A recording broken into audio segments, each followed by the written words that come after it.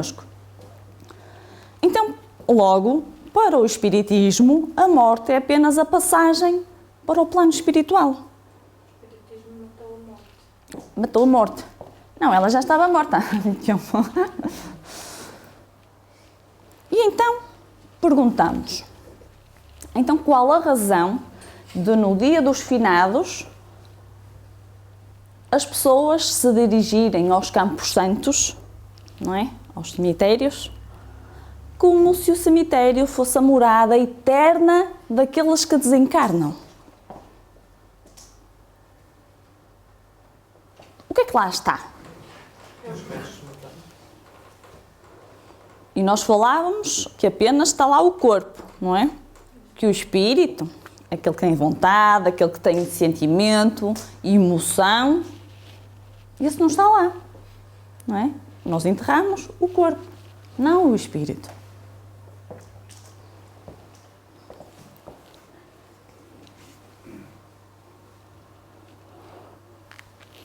O livro dos Espíritos ensina, sim, o respeito aos desencarnados, não é? Aos que já partiram, como uma forma de fraternidade, mas não impõe, não é, a necessidade destas materializações. Não é necessário de irmos para a beira dos túmulos, de levar flores, de velas, etc, etc, etc. Lembranças, homenagens, não é? Em dia especial, porque é que nós temos que ter um dia especial para pensar nos nossos entes queridos? Temos 365 dias por ano. Houve a necessidade, não é? Certamente de trás, que veio estas influências todas, que falámos de uma história que levou a esse ponto, a levar a instituir um dia para tal. Quando nós chegamos aqui e damos a boa nova, não é preciso o dia 2, pode ser o 1, o 2, o 3, o 4, o 5, 365 dias por ano, que assim seja, que podemos nos lembrar e mandar uns bons pensamentos, não é? Umas boas preces, orações aos nossos entes queridos. E à frente vamos já ver em uns vídeos que nos ajuda a ver o outro lado. E uma coisa que eu estou aqui a pensar sobre o que tu disseste. É uma coisa que tu disseste que foi há necessidade de levar as flores no dia 1 de novembro. Há necessidade para quem? Eu estou a perguntar se há necessidade. Eu estou a perguntar, há necessidade? Se há, pode haver para os vivos. Também vamos chegar a essa conclusão. À frente. Tu adiantes, Benilde. Tu adiantes.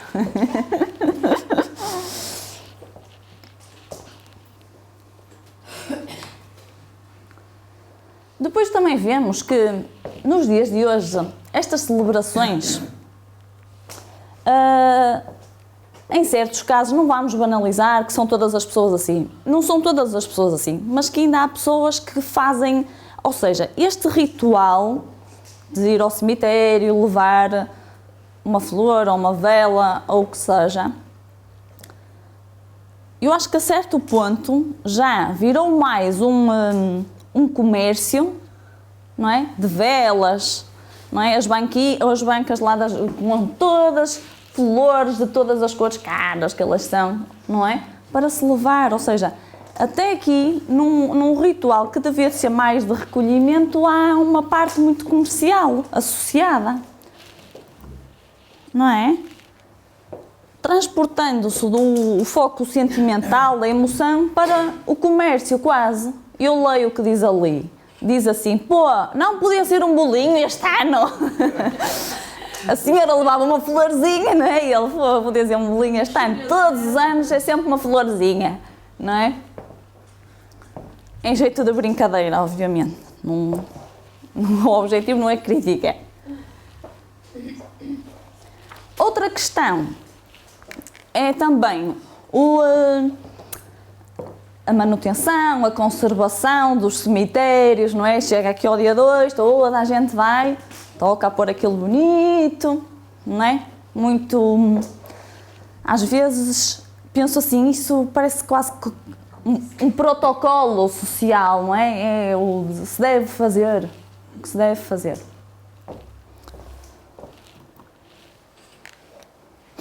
Não é? A conservação dos túmulos, andar ali, limpar, tudo muito bonito para o dia 2, ou para o dia 1, tanto faz quando lá for. Eu, muito sinceramente, preferi, e aí já sou eu a falar, é a minha opinião, mas tenho que o dizer. Temos aqui um exemplo de o Jardim da Saudade, é no Brasil, é um cemitério. Acho muito mais agradável, muito mais bonito de se ver, não é? Ainda para mais quando há pessoas que até têm medo de cemitérios, não é? Parece-me um sítio mais agradável. Tem aqui outro. Parece mais um jardim. Se as flores não fossem colocadas em jarras, era capaz de ser mais giro para plantar. Olha, numa ideia, plantar mesmo a flor. Assim elas não murchavam.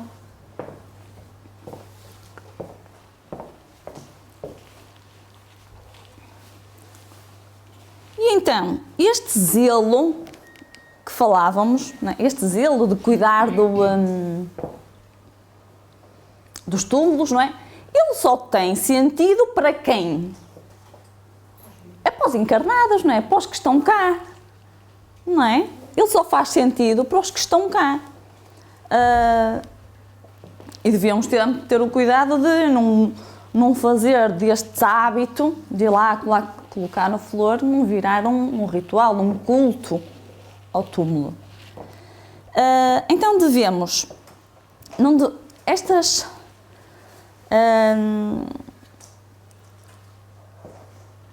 devemos, neste ato, não é, de ir visitar como diz Simonetti, as salas de visita do além, não é? As pessoas vão lá que é para visitar os que já partiram. Não devemos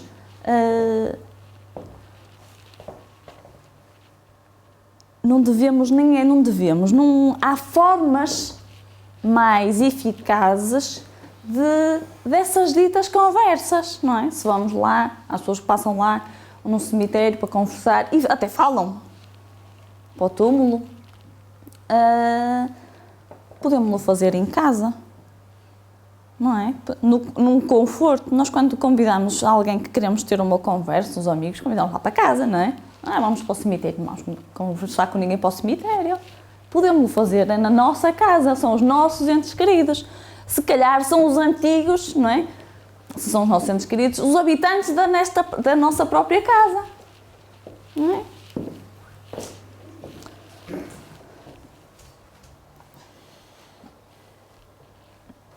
Então, no nosso livro dos Espíritos,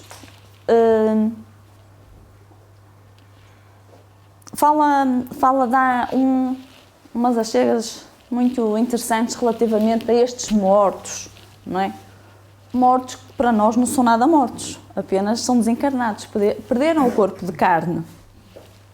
Então dizem os espíritos que colaboraram com Allan Kardec na escrita do livro dos Espíritos, que sim, que eles são sensíveis à saudade. Ou seja, os nossos entes queridos que já partiram são sensíveis à saudade. E que de alguma forma esta lembrança, não é? Aumenta-lhes a felicidade, obviamente. Se são felizes ou se não são tão felizes, serve-lhes de consolo, serve-lhes de alívio. Porém, podemos dizer, como já o fizemos, que não precisamos de um dia específico para isso. Qualquer dia pode ser para isso. Podemos nos lembrar deles a qualquer hora, a qualquer momento. Porque eles são sensíveis aos nossos próprios pensamentos, não é? É isso que lhes chega, é isso que os atinge. Não é preciso propriamente um ritual. E agora vamos passar aqui um vídeo que fala exatamente disso. E o vídeo é É do filme Nosso Lar. É só um excerto pequenino.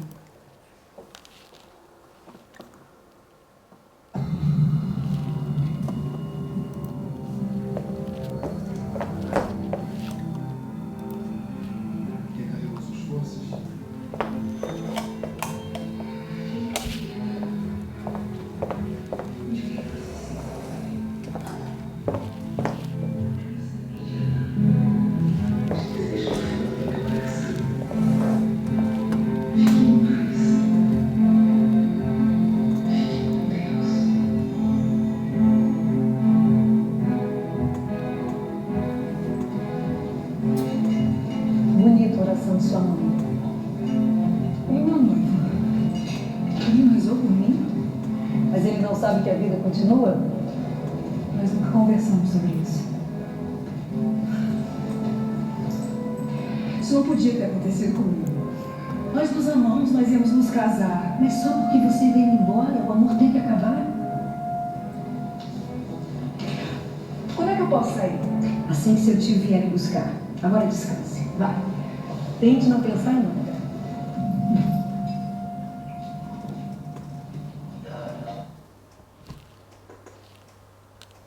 Ora bem. Vamos lá fechar este. Para quem não viu o filme, a moça é que estava desencarnada e a senhora que estávamos a ouvir a fazer a prece era a mãe que estava encarnada. Lá está. E nós há pouco falávamos de quando emitimos uma prece por um ente querido, se ele for feliz, fica todo contente. Se não for feliz, esta moça aqui parece um pouco ainda confusa, não é? Porque ela ficou contente, obviamente, de ouvir a mãe a dizer, a dar uma prece a favor dela, que tudo corra bem, mas ela ainda estava ali meio revoltada, não é? Porque não estava a aceitar muito bem, e o meu noivo, e nós íamos casar, e eu morri, não tinha que morrer, não é? Isto é uma versão do que estávamos a falar. Mais à frente voltaremos a passar um outro vídeo.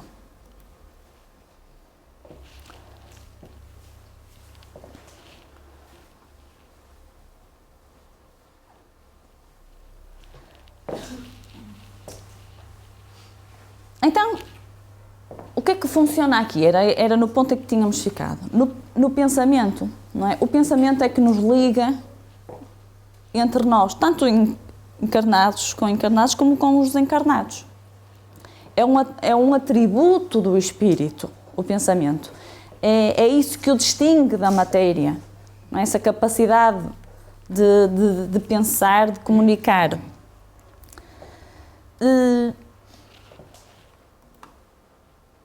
O pensamento, ele age com o meio ambiente, quase como o som com o ar, não é? O som percorre, o ar chega, eu falo daqui, vocês ouvem, percorre com o ar. O pensamento ocorre o mesmo, da mesma forma. Os fluidos que nós não os conseguimos ver, não é? É como o ar, a gente não consegue ver, mas sabemos que ele está aqui. Os fluidos que aqui existem também, matéria muito mais leve, não é? Acaba por ser o veículo do nosso pensamento. E é assim que há uma comunhão de pensamentos entre nós que estamos aqui, entre os desencarnados, que é a parte que nos toca, que foi o que acabamos por ver no vídeo, não é? A mãe a fazer uma oração, uma prece, pela filha que tinha desencarnado e que estava no plano espiritual. E ela teve acesso à prece da mãe, não é?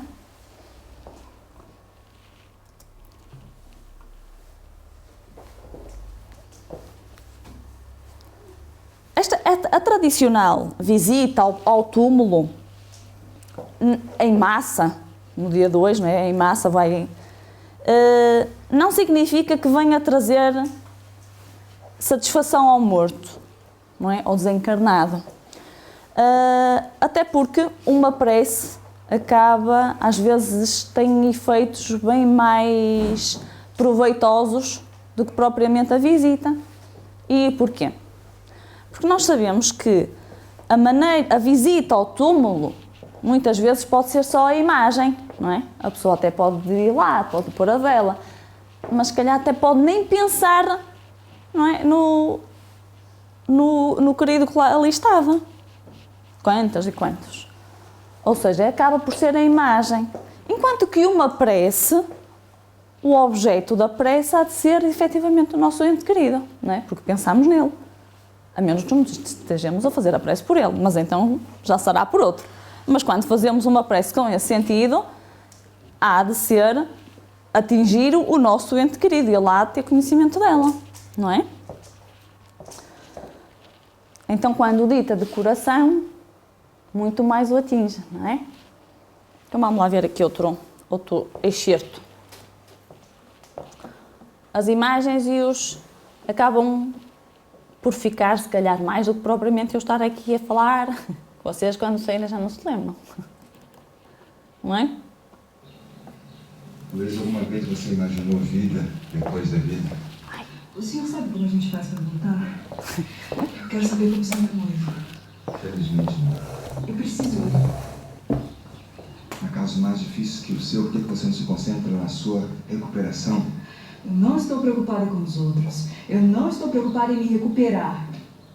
Eu já morri mesmo, entendeu? Você é uma privilegiada. Sem elogios, por favor. Eu, por exemplo, nunca recebi aquelas orações dos parentes na terra. Vai ver, ninguém gostava de você.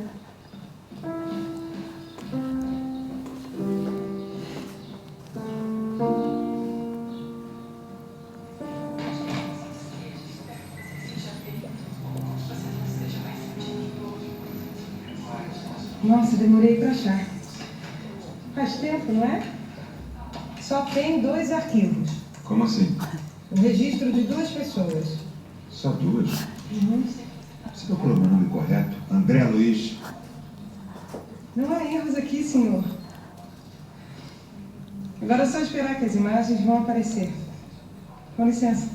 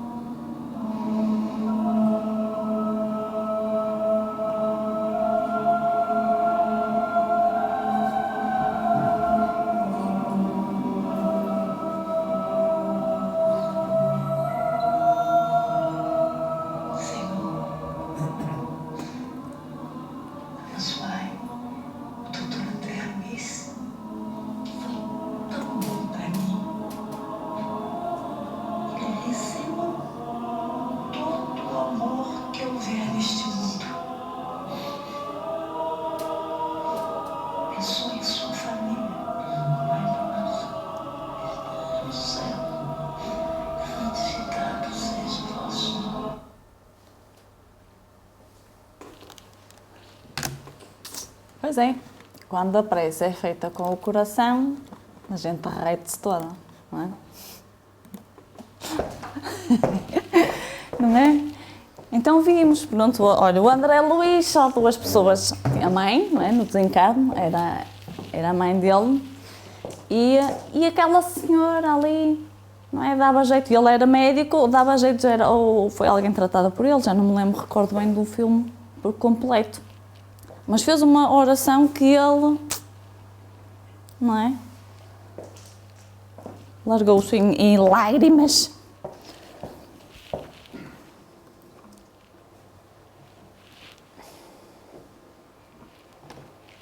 Agora, batemos aqui uma colherada. Falávamos do Dia dos Mortos. Podemos ir buscar aqui um bocadinho o dia do funeral, que não, os sentimentos não são muito diferentes, não é? Então, pergunta, o defunto assiste o seu enterro? Deve ser uma coisa assim, pô, engraçado, não? O que é que vocês acham? Imaginem-se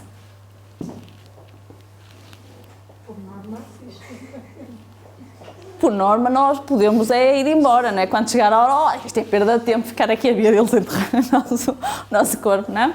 Vamos continuar, mas é a marcha. Ou então, agora vamos ver o que é que eles, aproveitar que ele não me vem, o que é que eles dizem de mim, não é? Que às vezes há aquelas conversas que a gente, enfim, tem funerais que nem não deves ter, não é? Então, o defunto assiste? Frequentemente, sim. É verdade. Chato isto. E dizem os benfeitores no nosso livro dos Espíritos que muitas vezes nem compreendem, não é? Nem percebem muito bem o que é que se passa ali. Nem sabem que é o funeral deles. Não é? Eu tenho aqui uma história para vos ler. Uma história não é verdade, não é verdadeira. E que se calhar ocorre mais vezes do que aquilo que a gente conta.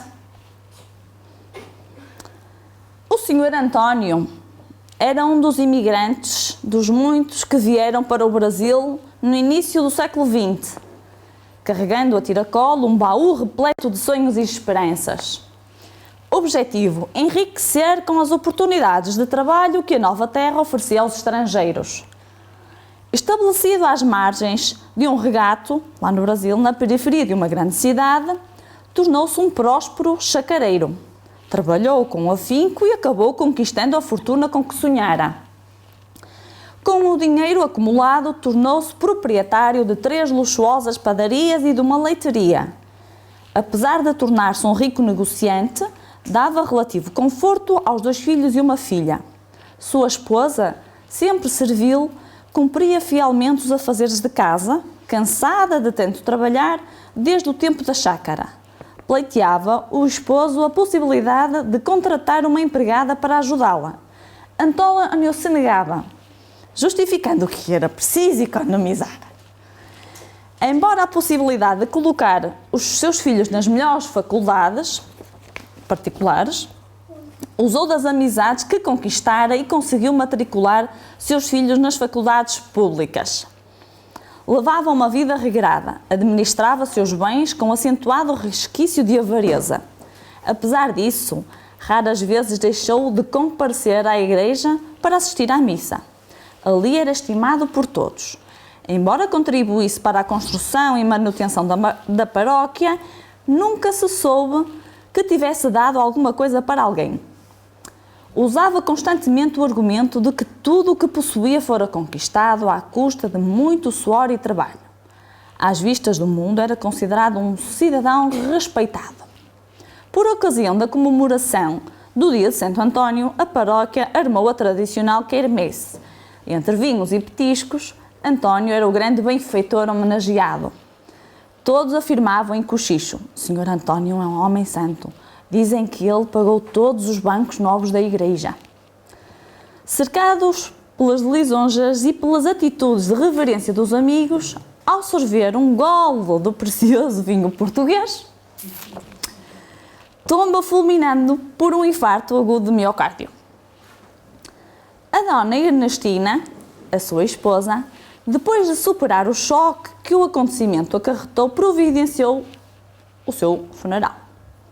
Há muito o cemitério não via um velório tão concorrido. Nem um tostão foi economizado pela viúva. Desde o caixão até a campa foi empregado material de primeira linha. Os comentários em torno do acontecimento exaltavam a figura do homem que se tornara um símbolo de retidão e de trabalho. O padre, em seus sermões, não poupava elogios ao iminente falecido. Constantemente enumerava os benefícios que a Igreja recebera do ilustre paroquiano. A viúva, com o terço desgastado pelo suor das mãos, orava quase todos os dias debruçada sobre a rica e bem cuidada sepultura.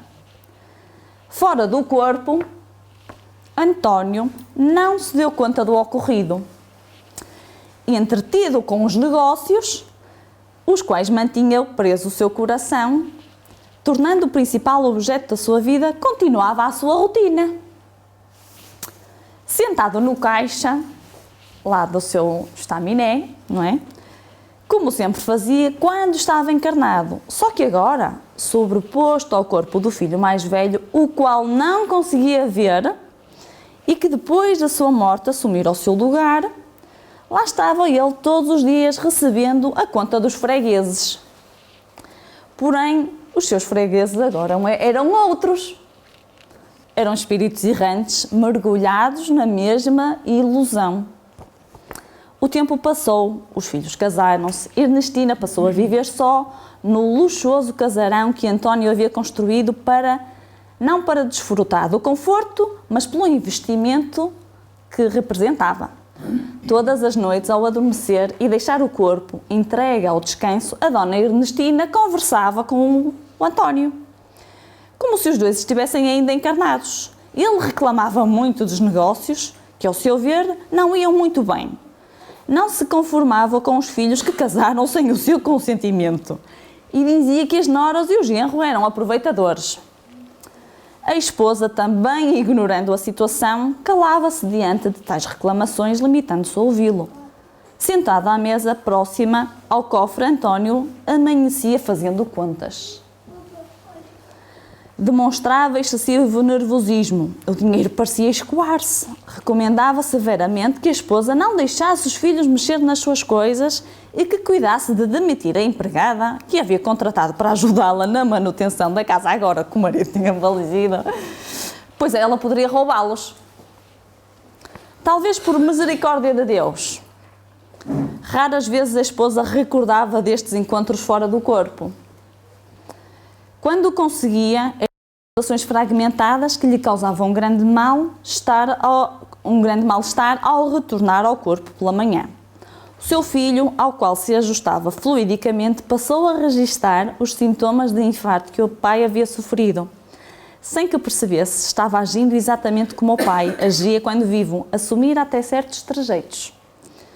Nesse mundo próprio daqueles que descuidaram da realidade do Espírito Eterno, António, ao ver seus descendentes usufruindo dos valores dos quais se julgava o único com o direito de usufruir e de dispor, continuou durante mais 2 décadas a participar da vida terrena, influenciando o comportamento do filho e de toda a família, até que a misericórdia divina, em função do profundo estado de ignorância e revolta em que se encontrava e devido ao mal que causava a si mesmo e aos seus, providenciou-lhe uma reencarnação compulsória, situando-o novamente na experiência terrestre como filho do neto mais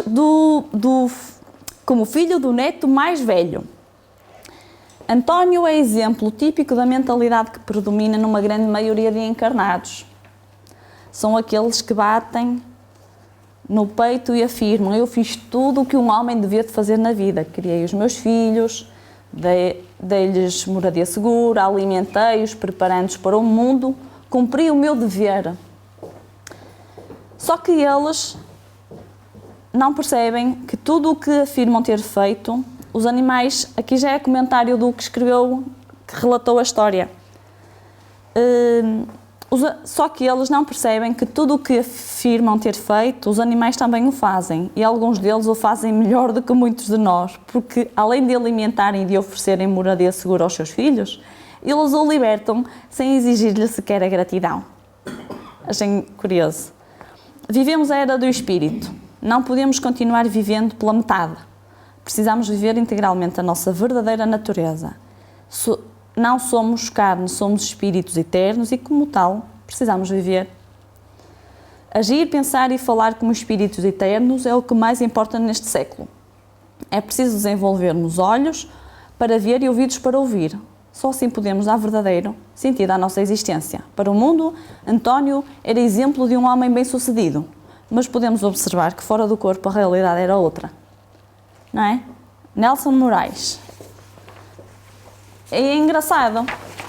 Passou 2 décadas a viver a vida como que vivia, como quando vivo, não é? Sem se aperceber sequer da realidade.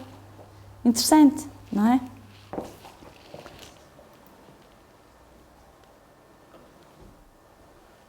Então, reflitamos agora juntos.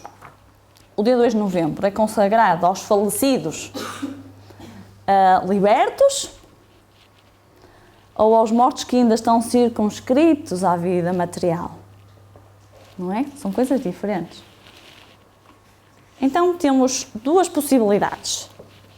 Temos aqueles, os mortos, que creem na vida espiritual, não é? E para eles a morte acaba por ser sentir liberdade, porque com o espírito acabam por ter outras faculdades que quando encarnados não temos. E os outros que permanecem como o Sr. António, não é? A sensação de estarem encarnados, no entanto estão mortos para a vida física. E aqui acabam por estar mortos também para a vida espiritual, não é? Porque ele vivia a vida material como se continuasse vivo, mas estava morto. E a vida espiritual que ele devia de viver, não a estava a viver. Então, para o mundo, podemos dizer que os mortos são os que despiram a carne. Mas Jesus, o que é que Jesus também queria dizer naquela primeira frase que nós pusemos? Não é? Para Jesus, os mortos são aqueles que vivem esta vida material, não é? Alheios à vida espiritual, que é a vida primária.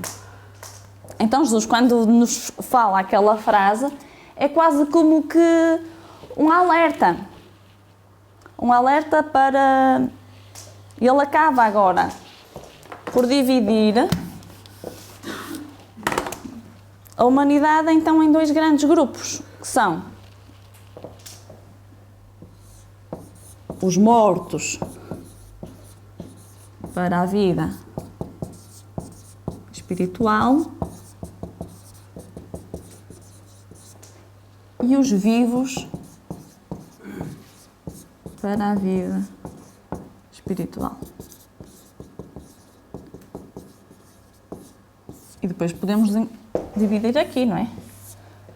Porque estes podem estar encarnados ou desencarnados e aqui igual, não é?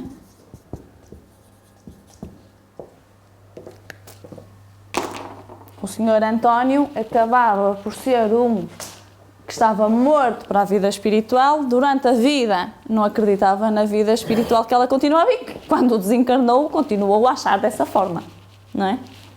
Mesmo vivendo a vida espiritual, não é? Estando liberto em termos físicos, porque em termos mentais ele estava completamente preso à matéria.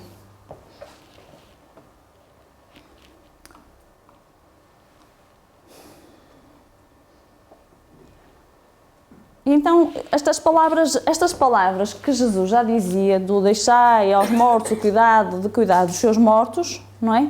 Isto é tão atual hoje, porque ele dizia, não, prestem mais atenção às coisas do espírito e não tão às coisas da matéria. Era isto que ele queria dizer. Isto não significa que o espiritismo está aqui a condenar, não é? Não condena nada, as cerimónias fúnebres. Não é isso que o espiritismo diz. Nem as visitas. Porque para muitos isso é fundamental ainda. Para muitos isso diz muito, não é? Ainda não estão aptos a dar um passo em frente, a ver uma outra vida. Então, se para eles isto ainda é fundamental, é que ele diz, então deixa os mortos, aqueles que estão mortos para a vida espiritual, deixa aí e eles cuidam dos vossos mortos, verdadeiros mortos.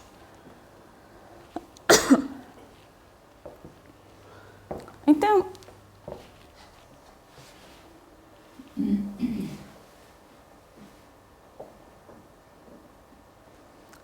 para nós acaba por, para nós, os espíritas, deveria acabar por ser mais tipo um ato higiênico de enterrar o cadáver, não é? De enterrar a carne que já não tem vida. Sempre com respeito, porque aquele próprio corpo foi o que serviu de instrumento a um espírito, não é? Para ele progredir, para ele experimentar enquanto estava encarnado. No entanto, agora não precisamos de cultos nem de homenagens ao corpo. No máximo, que se quisermos fazer homenagens, façamos homenagens ao espírito, não é? E para isso não precisamos de nos dirigir ao cemitério, podemos fazer em qualquer um lado, não é? Porque aquilo que cessou foi a vida do corpo, não é a vida do espírito.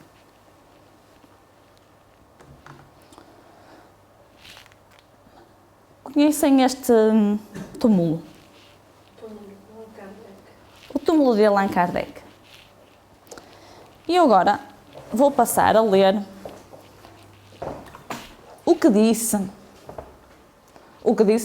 o discurso pronunciado sobre o túmulo de Allan Kardec por Camille Flammarion.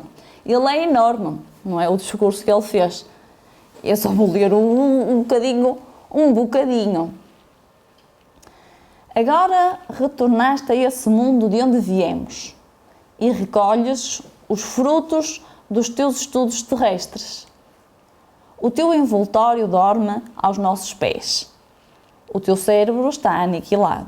Os teus olhos estão fechados para não mais se abrirem. A tua palavra não se fará ouvir mais. Sabemos que todos nós chegaremos a esse mesmo último sonho, à mesma inércia, ao mesmo pó. Mas não é nesse envoltório que colocamos a nossa glória e a nossa esperança. O corpo cai, a alma permanece e retorna ao espaço. Encontrar-nos-emos nesse mundo melhor e no céu imenso, onde se exercerão as nossas faculdades, as mais poderosas. Continuaremos os estudos que não tinham sobre a terra senão um teatro muito estreito para contê-los. Gostamos mais de saber esta verdade do que crer que tudo jaz inteiramente nesse cadáver e que a tua alma haja sido destruída pela cessação do funcionamento de um órgão. A imortalidade é a luz da vida, como esse brilhante sol é a luz da natureza. Até breve, meu caro Allan Kardec, até breve.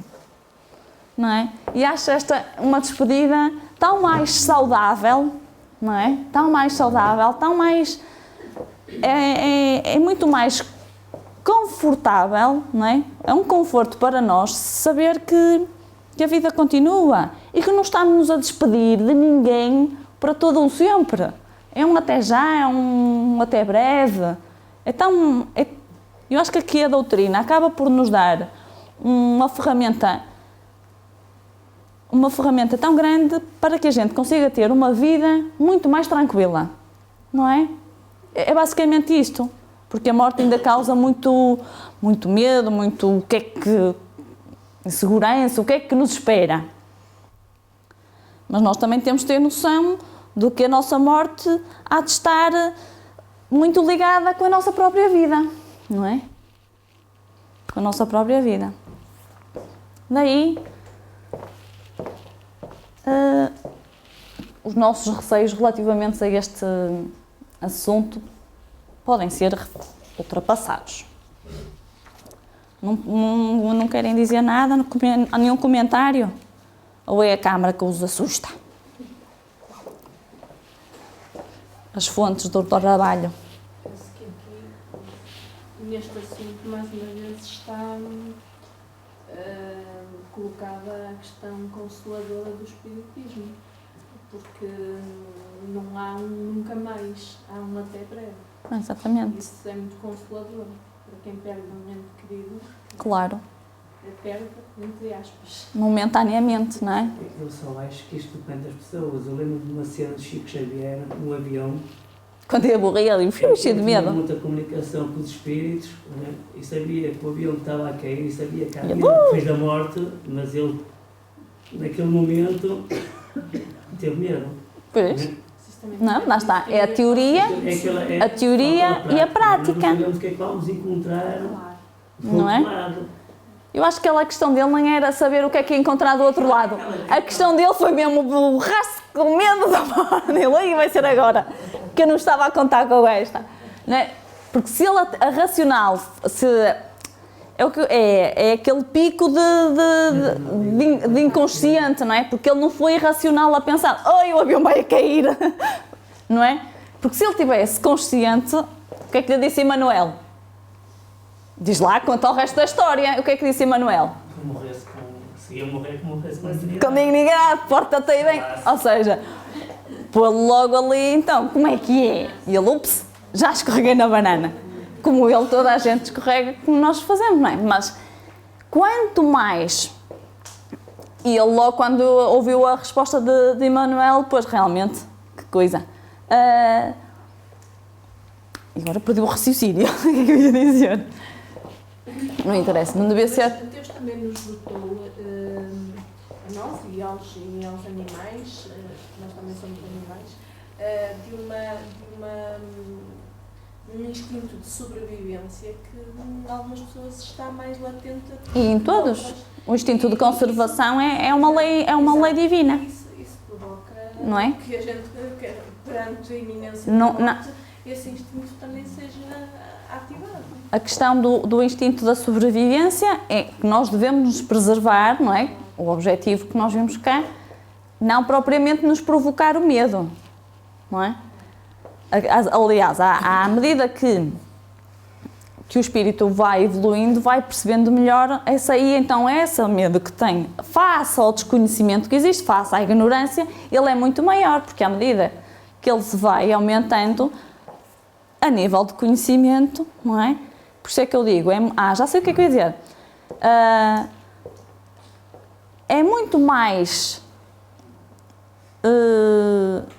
para nós espíritas que temos conhecimento que a vida espírita continua, é muito mais, se calhar a probabilidade é bem maior de nós estarmos mais tranquilos, ou seja, quando nos depararmos com o facto, eu não digo que dá antes a gente não esteja aí como o Emanuel, cheio de medo, mas quando a coisa com o Chico Xavier, quando a coisa acontecer, nós vamos tomar noção, não é? Porque quando virmos ali o corpo estendido no chão, igual a mim, e eu aqui de pé, quem é que não se vai lembrar que leu na doutrina espírita que o mais certo é o meu corpo está ali e eu, espírito, estou aqui?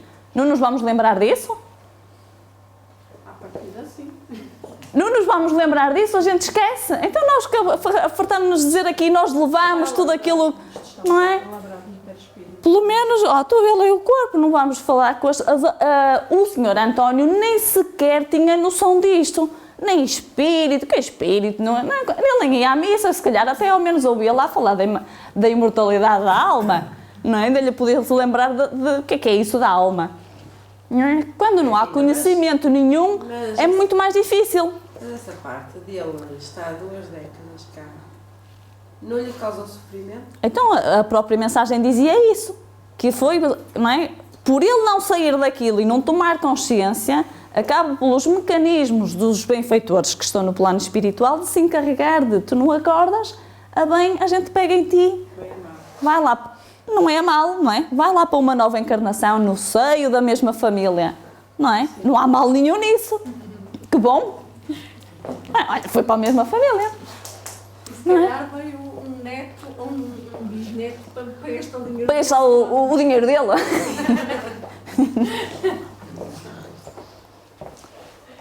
Ora bem, estamos em cima da nossa hora, não é?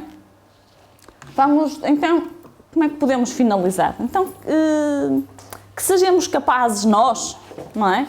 Que já temos este conhecimento, de orar, de fazer uma prece com sinceridade, para pormos os nossos entes queridos que já partiram a chorar, como estava ali o André Luiz, não é?